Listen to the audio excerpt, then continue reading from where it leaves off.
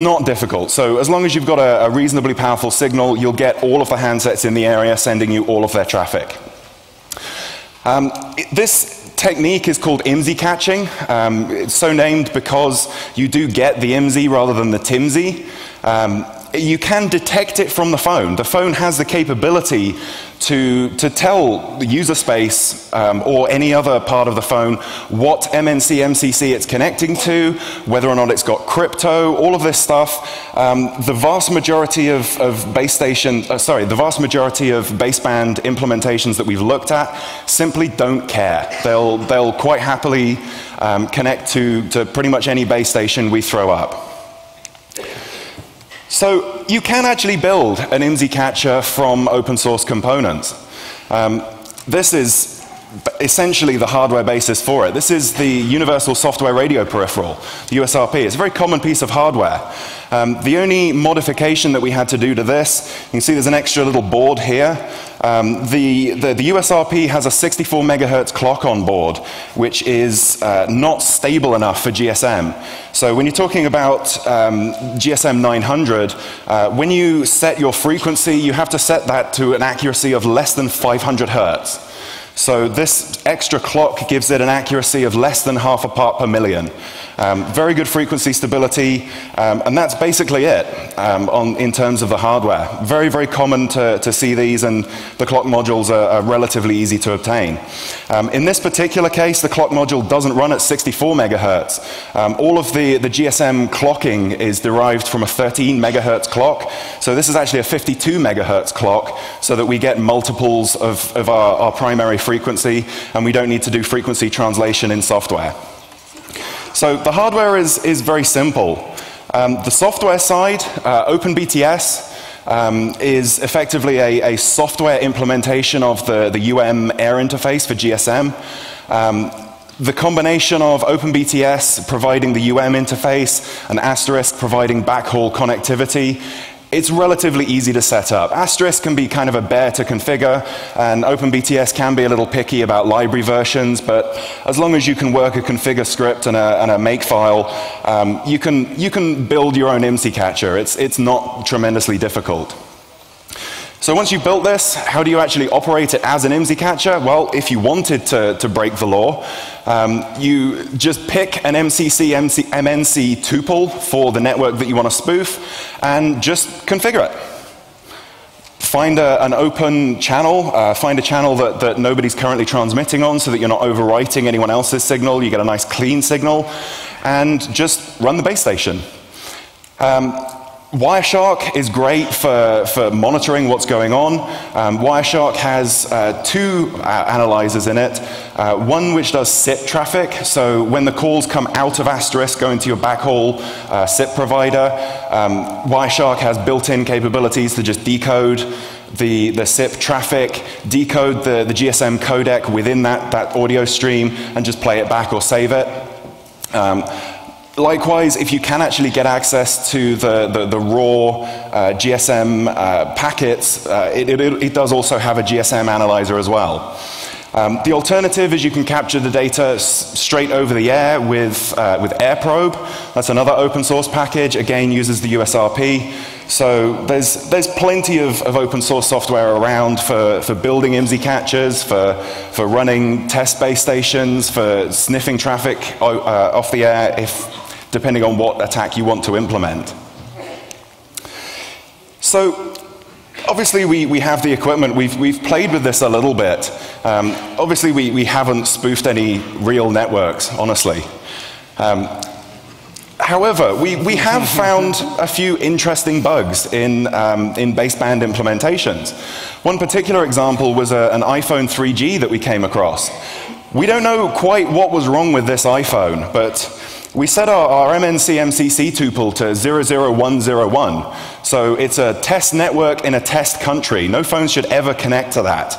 And the iPhone's still connected. So we thought, okay, the phone's going to camp to whichever base station has the strongest signal. So we unplugged the transmit antenna, and the iPhone's still connected. So in software, we disabled or turned the power amplifier on the USRP down as far as we possibly could, put out the minimum transmit power we possibly could. The iPhone still came back. Then we thought, well, GSM 900, which is used in Europe, US uses GSM 850. And the great thing about that is that the 902 to 928 megahertz band in the US, it's called an ISM band, Industrial Scientific Medical. It's not quite a free-for-all, but it's about as close as you're going to get. And it overlaps this GSM 900 band. So we thought, okay, let's set up our BTS on a channel that doesn't even get used for GSM in this country. It's an ISM band. The phone should not be doing anything in the ISM band. The iPhone's still connected. And this wasn't even our iPhone. This was some random iPhone in the neighborhood. We had no control over it whatsoever. Yeah.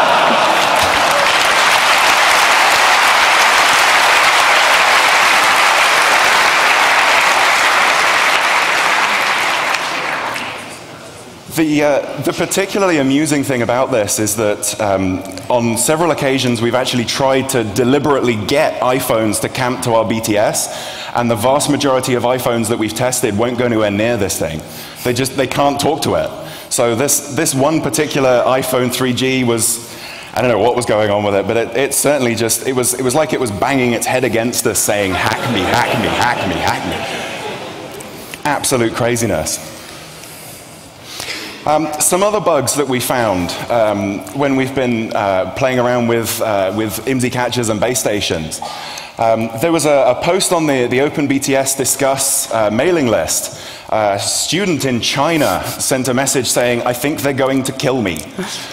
He'd set up OpenBTS as an IMSI catcher in his classroom, and all of his classmates' phones had connected to it.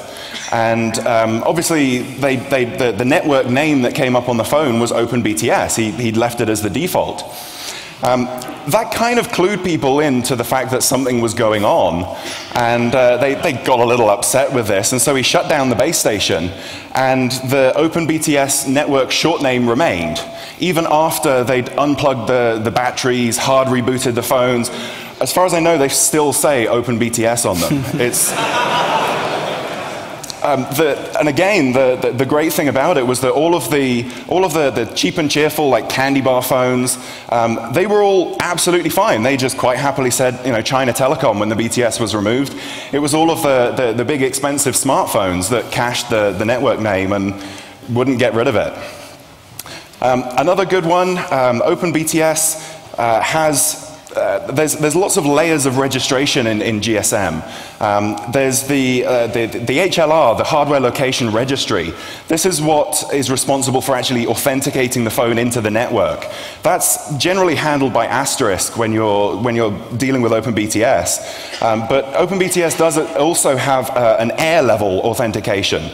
So you can authorize specific IMSIs to even camp to the base station regardless of connecting to any back-end connectivity. The bug with OpenBTS was that it was supposed to reject handsets. If you had open registration disabled, it's supposed to reject handsets by saying you're not authorized. Instead, it sent the "you've been stolen, please disable yourself" message. In the case of iPhones, this required a hard reboot to fix. I don't know how many people here have ever tried removing the battery from an iPhone. In other cases, the phones were actually disabling themselves permanently. So this was just a random thing that they just happened to put the wrong message in at the wrong place and just kind of stumbled across this. And it's a really effective denial of service attack. So the conclusion that we're coming to with all of this is that nobody is looking at this. If these kinds of bugs existed on the internet, they'd have been exploited years ago and they'd have been patched years ago. But for whatever reasons, GSM has not been looked at. So all of these baseband implementations have incredible bugs in them. We believe that there's exploitable baseband bugs in pretty much every GSM stack in every GSM phone. They tend to be functionally tested rather than destructively tested. So they're tested to make sure that they actually speak the GSM protocol